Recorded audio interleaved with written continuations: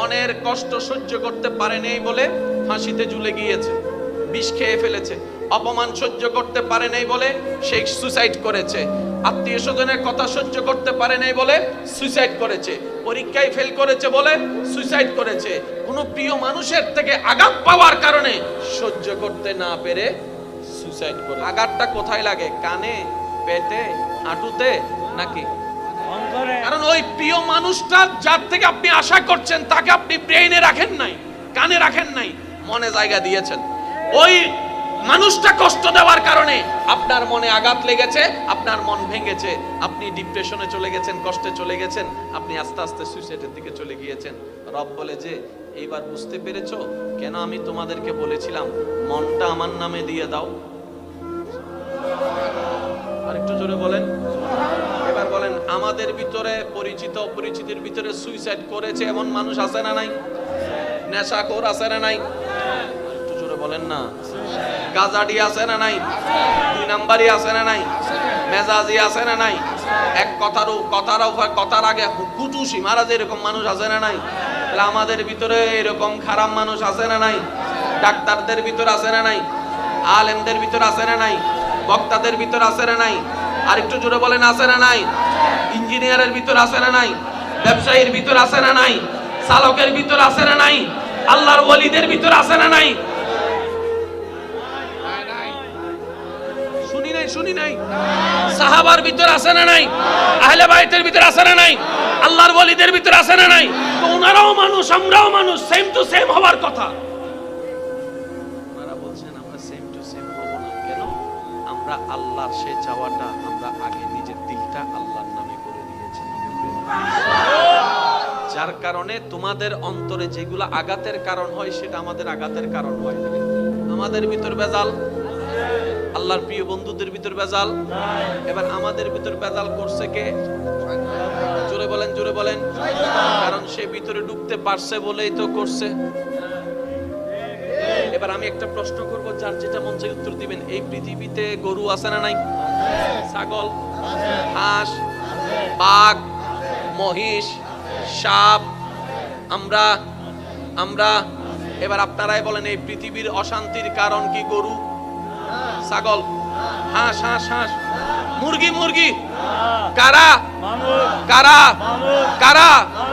যারা পড়ালেখা করি তারা, যাদের বলার জবান আছে তারা, কথা বলেন না রে ভাই, যাদের নিজের চলার পা আছে তারা, যারা আল্লাহ যাদেরকে শ্রেষ্ঠ বানিয়েছেন তারাই হচ্ছে এই পৃথিবীর অশান্তির কারণ।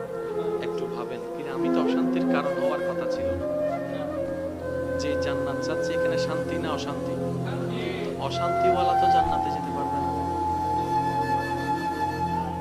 কি বলেন আপনারা? অশান্তিওয়ালার সাথে জান্নাতের কোনো সম্পর্ক নাই। শান্তিওয়ালার সাথে শান্তির জায়গার সম্পর্ক, অশান্তির সাথে অশান্তির জায়গার সম্পর্ক। তো অশান্তির জায়গা কি? জাহান্নাম। শান্তির জায়গা কি? এবার এই কথাটা বললে আপনারা সবাই আশা করি একমত হবেন। সব শান্তির কথা বাদ দেন, সামনের জনের শান্তির কথা বাদ দেন, চোখে যাদেরকে দেখতেছেন তাদের কল্যাণ শান্তির কথা বাদ দেন। এই পর্যন্ত আমরা তো আমাদের নিয়মে চলেছি, আমাদের বুদ্ধি দিয়ে চলেছি, আমাদের যেটা ভালো মনে হয়েছে সেটাই করেছি, মন যেটা চেয়েছে সেটাই করেছি, ঠিক আছে না? সত্যি করে বলেন তো, এই পর্যন্ত নিজের মন মতো চলে নিজের মন থেকে কয়জন শান্তিতে আছি আমরা? অন্যের শান্তির কথা বাদই দিলাম, নিজের শান্তি তো নিজের কাছে নাই। কথা বলেন না রে ভাই, কথা বলেন ঠিক কি না? অন্যের কথা বাদই দেন, বাদই দিলাম। আমি এত কিছু করলাম, আমি নিজে শান্তি পাইলাম না। নিশ্চয় কোন একটা জায়গায় আমার একটু ব্রেক দেওয়ার দরকার আছে, একটু থেমে নতুন করে রিভিউ করা, ভাবার দরকার। জোরে বলেন না, ভাবার দরকার। এবার ব্যক্তি মানুষ নিজেকে প্রশ্ন করছে, আরে আমার তো গাড়ি বাড়ি সবকিছু আছে দুনিয়া সচ্ছলতার জীবনে, কিন্তু এখানে শান্তি নাই কেন? রব বলে যে এই শান্তিটা দুনিয়ার কিছু দিয়ে করতে পারবি না। এখানে শান্তি যদি পেতে চাস, আমি রবের রহমত লাগবে। আর একটু জোরে বলেন না, আমি রবের রহমত ছাড়া এটা শান্তি হবেই না। যতক্ষণ এটা শান্তি হবে না, কোথাও শান্তি নেই। আর এটা যদি শান্তি হয়, গাছতলার নিচেও ঘুমায় শান্তি পাবে। আর এটা অশান্তি থাকলে এসি রুমের মধ্যেও শান্তি পাবো না, এই কথায় সবাই আমরা একমত। কারণ সব বিষয়ে আমরা দ্বিমত করার সুযোগ নেই, কারণ সবাই আমরা একই ঘাটের মাঝে। কথা বলে সবাই আমরা ভুক্তভোগী। আর আল্লাহ তাআলা বলে এটা শান্তি হবে না যতক্ষণ না আমি না চাইবো। আল্লাহ তাআলা আমি কি করব?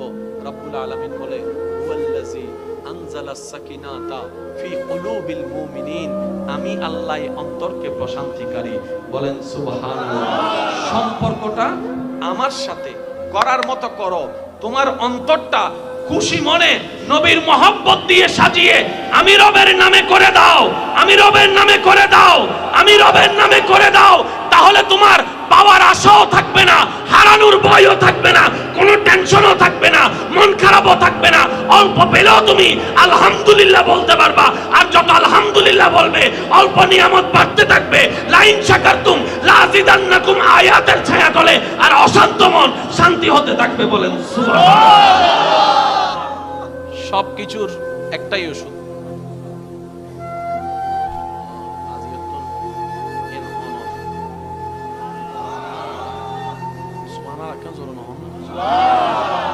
আজকে থেকে আমাদের অন্তর আল্লাহ আপনার সন্তুষ্টির উপর ছেড়ে দিলাম। তাহলে হবে কি?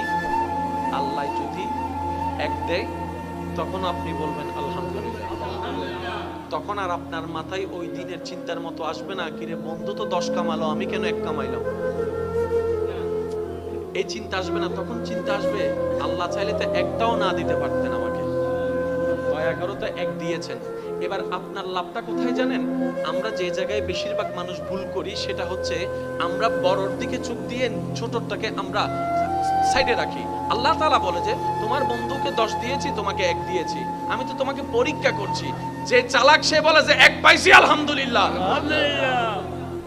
10 যে পেয়েছে তার নজর 20-এর দিকে, সে বলে যে 20 পাইছে, আমি তো 10 পাইছি।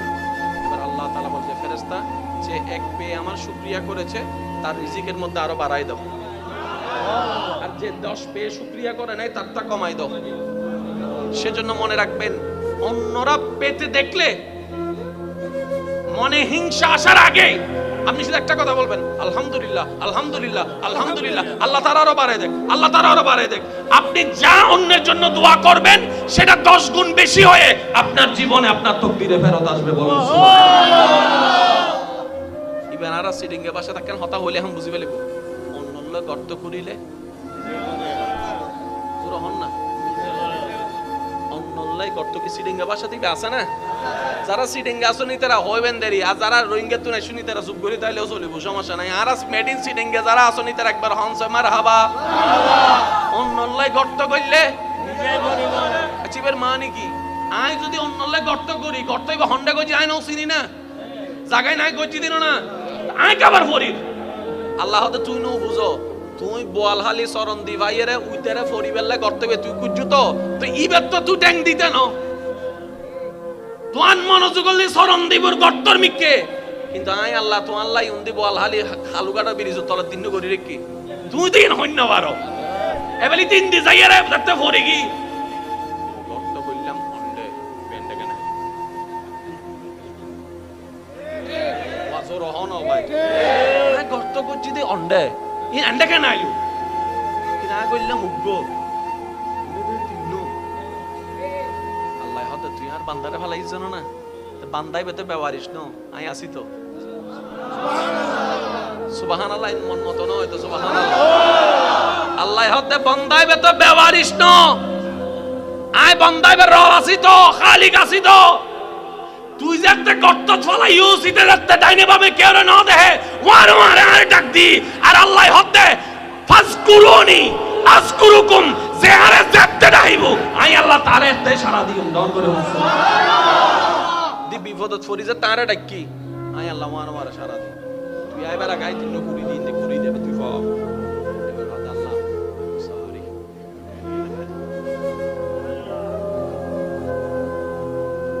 সিরিয়াস টেনশনে তুই হতো সুবহানাল্লাহ হইল না নাউজুবিল্লাহ হইল। আল্লাহ আরব একজনের বুঝিবে তৌফিক দান। কষ্ট হচ্ছে আমার কোনো কথায়? আমি গর্ত করলাম অন্যের জন্য কয়টা? একটা। আমার জন্য গর্ত তৈরি হয়েছে কয়টা? আমি যদি 3টা গর্ত থেকে বাঁচতে চাই, আমার উচিত ওই একটা গর্ত না করলেও এটা বরাট করে দেওয়া। কথা বলেন ঠিক কিনা? কারণ মনে রাখবেন, বান্দা যখন বান্দার সাথে লাগে, আশা করি আমার কথাটা আপনারা নেওয়ার চেষ্টা করবেন। বান্দা যখন বান্দার সাথে লেগে বান্দাকে অপমান করার চেষ্টা করে, আর সে বান্দা যদি ধৈর্য ধারণ করে আল্লাহর সন্তুষ্টির জন্য, আল্লাহ তখন সেই বান্দার পক্ষ হয়ে কাজ করে।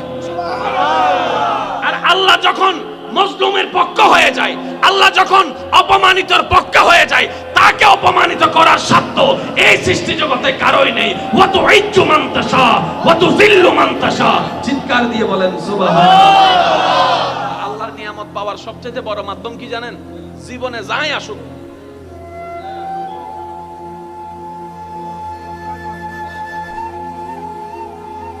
বলেন না, সুম্মানি সবর, সুম্মানি আর বেশি মনে কষ্ট লাগলে শুধু এতটুকু বলবেন, আল্লাহ আপনার বান্দা কি করতেছে দেখেন না। রাখবেন একটা জিনিস, আমি আপনি ভাই ভাই, আপনার সাথে আমার দ্বিমত হতে পারে, কারণ আমরা মানুষ, কিন্তু আমার সাথে আপনার আরেকটা সম্পর্ক আছে, সেটা হচ্ছে আপনি আমার আল্লাহর বান্দা, আবার আমিও আপনার আল্লাহর বান্দা। তাহলে আপনার আমার ভাই ভাইয়ের সম্পর্কের বাইরেও আরেকটা সম্পর্ক আছে, সেটা কি? রবের বান্দা হিসেবে সম্পর্ক। আরেকটা সম্পর্ক আছে নবীর উম্মত হিসেবে সম্পর্ক। আপনি আমার নবীর উম্মত, আমিও আপনার নবীর উম্মত। তাহলে সম্পর্ক কি কমতেছে না বাড়তেছে? এবার আমি আপনাকে ল্যাং মারলাম, আপনি চুপ করে রইলেন, এই ল্যাং মারাটা দেখেছে কে?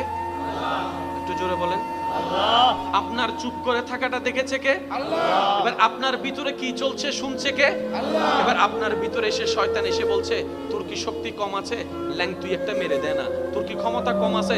ধাক্কা একটা তুই মেরে দে না। আরে তুই যদি চুপ করে বসে থাকিস, সবাই তো তোকে দুর্বল ভাববে, সবাই তো তোকে অক্ষম ভাববে, সবাই তো তোকে পরাজিত ভাববে। আরে চুপ করে বসে আসিস কেন? একটা ঘুষার বিপক্ষে 10টা মার, 10 জনকে ফোন করে ডাক, তাকে উড়াই ফেল, তাকে ফাটাই ফেল। আপনার মনের সেই কথাগুলা আপনার রব শুনছে। আর আপনি কি করলেন? ওই শয়তানের রাগটাকে কন্ট্রোল করার জন্য আপনি বললেন, আলহামদুলিল্লাহ, আমি আমার আল্লাহর দিকে তাকাই, আমার আল্লাহর বান্দাকে মাফ করে দিলাম। সুবহানাল্লাহ। এই যে হাজার রাগের ভিতরে আপনি আল্লাহর দিকে তাকাই রাগটা কন্ট্রোল করে যে মাফ করে দিয়েছেন, আপনার বেনিফিটটা, আপনার লাভটা দেখেন। প্রথমত লাভ, আল্লাহর দিকে তাকাই আপনি রাগ না করে মাফ করে দিলেন, আল্লাহ খুশি হয়ে আপনাকে মাফ করে দিবেন। প্রথম লাভ। দ্বিতীয় নম্বর লাভ, আল্লাহ আপনার সেই সহ্য করাটা যখন দেখলো, আল্লাহ তাআলা বলে যে আমার বান্দা তো দেখি ধৈর্য ধরার চেষ্টা করছে রে, আমার বান্দা তো দেখি ধৈর্য ধরার চেষ্টা করছে, আর আমার বান্দা তো বুঝতে পেরেছে ইন্নাল্লাহা মা'আস সাবিরিন, আমি আল্লাহ তো শুধু ধৈর্য ধারণকারীর সাথে আছি। আর ধৈর্য কে ধরে? যার উপর বিপদ আসে। বিপদ না আসলে তো ধৈর্য ধরার কোনো প্রশ্ন আসে না। এবার সে ধৈর্যটাকে, বিপদটাকে আপন করে নিয়েছে।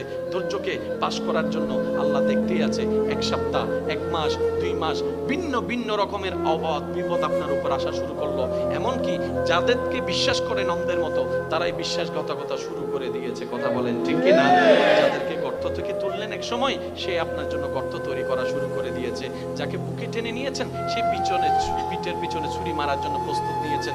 আপনি দেখতে লাগলেন আপনার চতুর্দিশে কেমন জানি সবকিছু পাল্টাই যাচ্ছে, কল্পনা করেন নাই এমন কাজ হয়ে যাচ্ছে। মনে রাখবেন, এরকম কোনো সিচুয়েশন আসলে তখন বুঝবেন আল্লাহ তাআলা আপনাকে সুপ্রিম পাওয়ারের ধৈর্যের পরীক্ষা নেওয়া শুরু করে দিয়েছেন। সুবহানাল্লাহ। আপনার কষ্টের লেভেল যত বাড়বে, মনে রাখবেন আপনার নিয়ামত পাওয়ার সময় তত কাছে চলে আসতেছে। সুবহানাল্লাহ। এবার যখন আপনি দেখলেন আপনার কষ্ট কষ্ট কষ্ট কষ্ট কষ্ট, শারীরিক, মানসিক, পারিবারিক সব দিকেই কষ্ট, আপনি শুধু ধৈর্য ধরে আছেন রবের খুশির জন্য। যেই দিন আপনার ধৈর্য ধরাটা রবের কাছে পছন্দ হয়ে যাবে, সেই দিন রব বলবে, জিবরাইল, আমি আজকে থেকে আমার এই বান্দাকে ভালোবাসি। আর একটু জোরে, আমি আল্লাহ আজকে থেকে আমার অমুক এই বান্দাকে ভালোবাসি। জিবরাইল খবরটা শোনার সাথে সাথে আসমানে চলে এসে ফেরেশতাদেরকে শোনাই দেয়, আল্লাহ অমুক বান্দাকে ভালোবাসে, আমি জিবরাইলও ভালোবাসি, তোমরাও তাকে ভালোবাসো, তোমরাও তাকে ভালোবাসো। তখন আল্লাহর পক্ষ থেকে ওই আল্লাহর বান্দার জন্য একটা সিকিউরিটি ফোর্স চলে আসে রহমতের। বলেন সুবহানাল্লাহ। আচ্ছা বলেন, যার সহায় আল্লাহ হয় তাকে হারাইবে? জোরে জোরে বলেন না সুবহানাল্লাহ।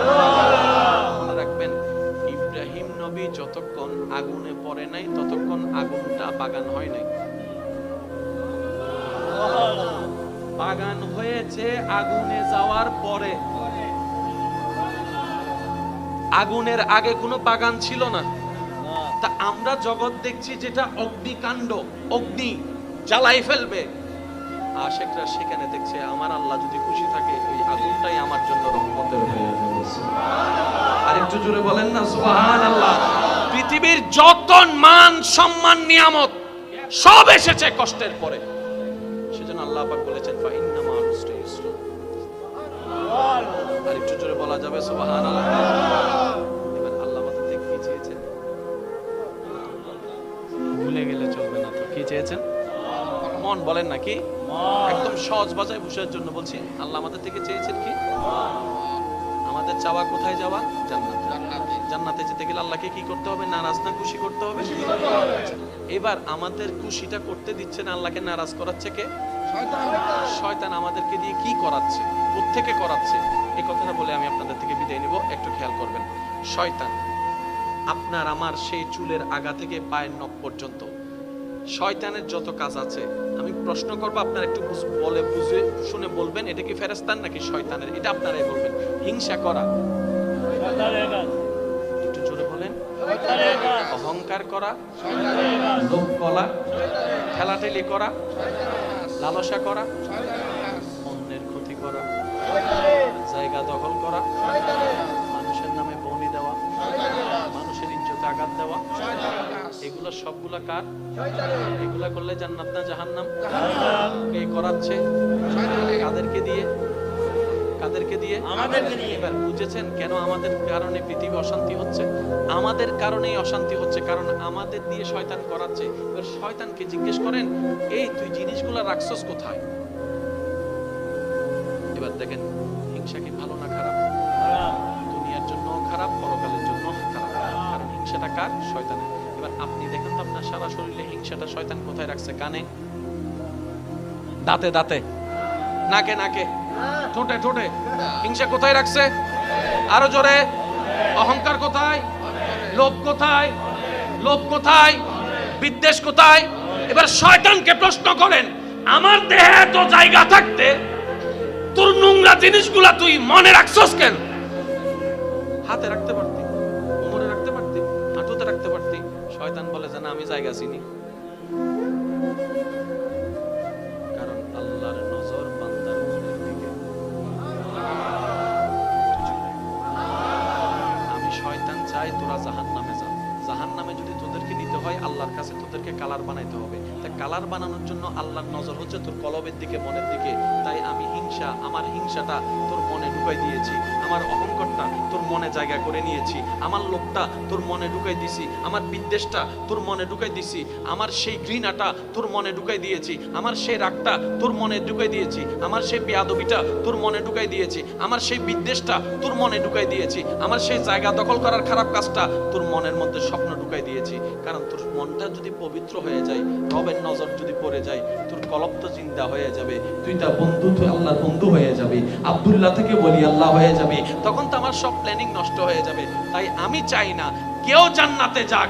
আর জান্নাতে না যাওয়ার জন্য আমি সবার আগে মানুষের মনটাকে নষ্ট করে দিই। মন যার নষ্ট, তার সব নষ্ট হয়ে যায়। আর যার মন সঠিক হয়ে যায়, তার আফাত ও মস্তক দুনিয়া আখিরাত সুন্দর হয়ে যায়। এবার সত্যি করে একটা জিনিস বলেন তো, আমাদের দেহের সবচাইতে একটা দামি জায়গা যদি আমি মনে হয় আপনাদেরকে বিরক্ত করে ফেলছি না? পিছনের ভাইরা কষ্ট পাচ্ছেন আপনারা? আওয়াজও তো বের হচ্ছে না আপনাদের, কষ্ট হচ্ছে আপনাদের?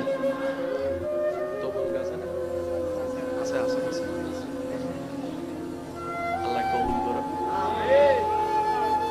ডাক্তারক বলে ওপেন হার্ট সার্জারি করে না? জোর হন না? কত কিছু দিয়ে রে, বহুত কিছু চা না। এই পর্যন্ত হন ডাক্তার কলব তো হয় ভাই না।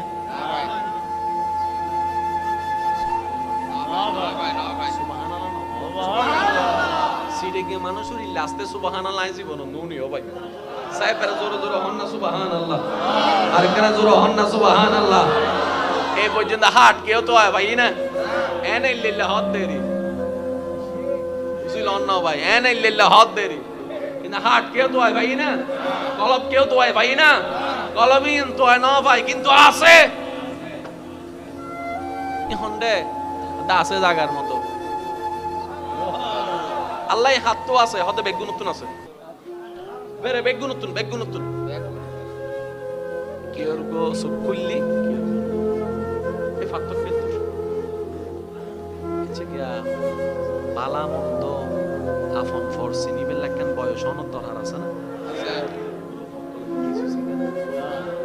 ঠান্ডা কিছু নেই, গরম কিছু নেই, এদের মোমবাতি জ্বলে দিব লড়ের দে ঠিক না। আচ্ছা অনারার এলাকার তো আই এন্ডে করি নোয়াই অনদিন নত আহিও এনে মিলেন না সাইবেন দেরি 2-3 দিন নগো গুরো ফুয়া হাঁদের দা হাঁদের সিল্লাই গলা ফাড়ি বেলার এত জনা হলো